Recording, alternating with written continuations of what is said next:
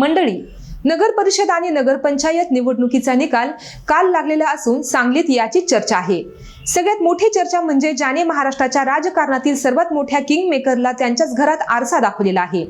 ज्या बारामतीच्या नावाने अख्ख्या महाराष्ट्रात राजकारण चालतं, जिथे अजित पवारांचा शब्द म्हणजे शेवटची रेघ मानली जाते, त्याच बारामतीत असं काही घडले की राजकीय विश्लेषकांच्या भुवयाही उंचवलेल्या आहेत। एका साध्या कार्यकर्त्याने एका अपक्ष नगरसेवकानं थेट दादांनाच टक्कर दिली। ही गोष्ट केवळ एका विजयाची नाही तर एका जिद्दीची आणि बारामतीच्या बदलत्या वाऱ्याची आहे असं बोललं जाते। हे संपूर्ण प्रकरण नेमकं काय, हेच व्हिडिओच्या माध्यमातून जाणून घेऊयात। अजित पवार म्हणजे एक असं व्यक्तिमत्व ज्यांच्या शब्दापुढे बारामतीत पानही हलत नाही असं म्हटलं जातं। बारामतीतल्या प्रत्येक जागेवर घड्याळीचीच टिक टिक ऐकू आली पाहिजे, नाहीतर निधी देताना माझा हात आखडता राहील असं जाहीर विधान स्वतः दादांनी केलेलं होतं। हा केवळ इशारा नव्हता तर तो एक आदेश होता। पण लोकशाही जनता हीच खरी मालक असते हे विसरून चालत नाही। दादांनी निधीची भीती दाखवूनही बारामतीच्या मतदारांनी यावेळी चेहरा बघून मतदान केलं आणि एका अशा माणसाला निवडून दिले ज्याने दादांशी थेट पंगा घेतला होता। त्या माणसाचं नाव आहे निलेश इंगुले। निलेश इंगुले हे काही उपरे नाव नाही, ते अजित पवारांच्या तालमीत तयार झालेले राष्ट्रवादीचे एक कट्टर आणि निष्ठावान कार्यकर्ते होते। माजी नगरसेवक म्हणून त्यांनी प्रभागात कामही केले होतं। त्यांची इच्छा होती की पुन्हा एकदा राष्ट्रवादीच्या तिकिटावर निवडणूक लढवायची, पण राजकारणात कधी काय बिनसेल हे सांगता येत नाही। काही अंतर्गत वाद झाले, काही गणित चुकली आणि निलेश इंगुले यांना पक्षाने डावललं।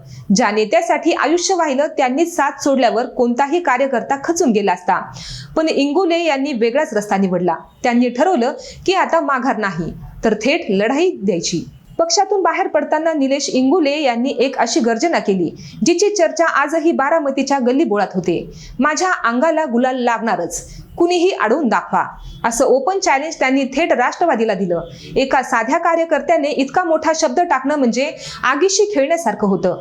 राष्ट्रवादीनेही हे आव्हान अत्यंत गांभीर्याने घेतले। इंगुले यांचा पराभव करण्यासाठी सर्व शक्ती पणाला लावली गेली। त्यांच्या अंगाला गुलाल लागू नये यासाठी खास रणनीती आखली गेली, कारण हे केवळ एका जागेचे गणित नव्हतं तर तो दादांच्या प्रतिष्ठेचा प्रश्न बनलेला होता। प्रभाग क्रमांक 20 ही केवळ एक निवडणूक नव्हती तर एक रणसंग्राम झालेला होता। अजित पवारांनी स्वतः या प्रभागात जातीने लक्ष घातलं होतं। उमेदवार कोण असावा इथपासून ते निवडणुकीचा खर्च आणि प्रचाराची रसद कशी पुरवावी याचं सूक्ष्म नियोजन स्वतः दादांच्या मार्गदर्शनाखाली होत होतं। निलेश इंगुले यांच्या विरोधात तगडं उमेदवार देऊन त्यांना घेरण्याची पूर्ण तयारी झालेली होती। बारामती नगर परिषदेच्या इतिहासात कदाचित एका प्रभागासाठी एवढी मोठी फिल्डिंग याआधी कधीच लागलेली गेली नसेल। संपूर्ण प्रशासन आणि पक्ष यंत्रणा एकाच बाजूला आणि निलेश इंगुले दुसऱ्या बाजूला असं चित्र तिथे निर्माण झालेलं होतं। पण म्हणतात ना, ज्याच्या पाठीशी जनता असते त्याला कुणाचीही भीती नसते। निलेश इंगुले यांनी घराघरात जाऊन लोकांशी संवाद साधला। त्यांनी दादांच्या विरोधात विष ओकण्यापेक्षा आपल्या कामाची पावती लोकांकडे मागितली। मतदानाच्या दिवशी प्रभाग 20 मध्ये कमालीची शांतता होती, पण ही शांतता मोठ्या वादळाची नांदी होती। निकाल लागला आणि संपूर्ण बारामती शहर हादरलं।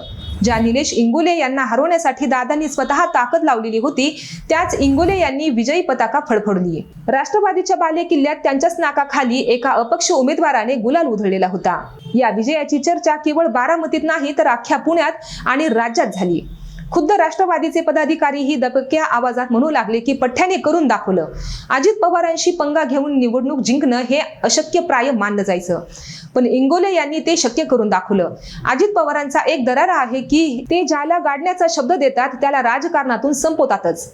मग ते पुरंदरचे विजय शिवतारे असोत की शिरूरचे अशोक बापू पवार, या मोठ्या नेत्यांनाही दादांच्या शब्दाची किंमत मोजावी लागलेली होती।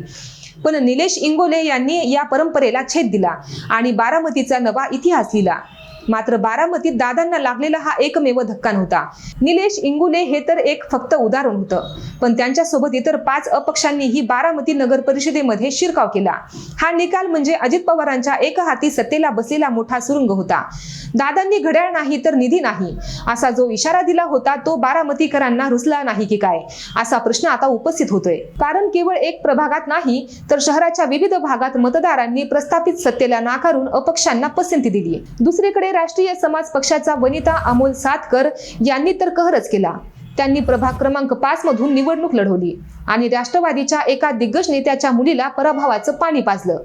ज्या उमेदवाराच्या मागे पक्षाचं मोठं नाव होतं, कार्यकर्त्यांची फौज होती, त्यांनी एका साध्या महिला उमेदवाराने धूळ चारली. बारामतीचा हा अभेद गड अशा प्रकारे ठिकठिकाणी कुमकुवत होताना दिसत होता. अजून एका पराभवाने तर राष्ट्रवादीच्या शहराध्यक्षांनाच धक्का दिला. प्रभाग क्रमांक 15 मध्ये राष्ट्रवादीच्या शहराध्यक्षा अनिता गायकवाड मैदानात होत्या. त्यांच्या विरोधात मनीषा बनकर या अपक्ष म्हणून उभ्या होत्या. शहराध्यक्षांचा पराभव होणं ही पक्षासाठी सर्वात मोठी मानहानी मानली जाते. पण मनीषा बनकर यांनी कोणतीही तमा न बाळगता प्रचार केला आणि अनिता गायकवाड यांचा दणदणीत पराभव केला. बारामतीत पक्षाच्या पदाधिकाऱ्यांचाच प्रभाव कमी होतो की काय अशी भीती आता राष्ट्रवादीच्या गटात निर्माण झालेली आहे. आमराई भागातून आणखीन एक धक्कादायक निकाल समोर आला. बसपाचे महासचिव काळूराम चौधरी यांची मुलगी संघमित्रा चौधरी यांनी पहिल्याच प्रयत्नात विजयी सलामी दिली. काळूराम चौधरी हे अजित पवारांचे कट्टर विरोधक मानले जातात. निवडणुकीच्या काळात लक्ष्मण हाके यांनी बारामतीत येऊन काळूराम चौधरींच्या सोबत पवार घराण्यावर सडकून टीका केलेली होती. जरी नगराध्यक्ष पदाच्या निवडणुकीत काळूराम चौधरींना यश मिळालं नसलं तरी आपल्या लेकीच्या रूपाने त्यांनी अजित पवारांच्या गडाला एक भगदाड पाडलंच असं म्हटलं तर वावगं ठरणार नाही. संघमित्रा चौधरी यांच्या विजयानंतर त्यांच्या समर्थकांनी जो जल्लोष केला तो संपूर्ण तालुक्यात चर्चेचा विषय ठरला. एका बाजूला बलाढ्य सत्ता, पैसा आणि यंत्रणा असताना दुसऱ्या बाजूला मात्र संघर्षातून वर आलेली ही तरुण पिढी आज बारामतीचं नेतृत्व करण्यासाठी पुढे येत आहे. पवारांच्या विरोधात बोलण्याची हिंमत जिथे कुणीच करत नव्हतं तिथे आज तरुण मुले निवडणूक लढवून जिंकून येत आहेत. हा बदल बारामतीच्या राजकारणासाठी खूप मोठा आहे आणि अजित पवारांसाठी नक्कीच चिंताजनक आहे. मंडळी, तुम्हाला या संपूर्ण प्रकरणाबद्दल काय वाटतं?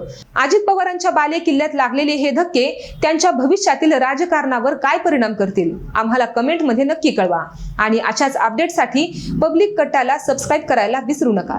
धन्यवाद.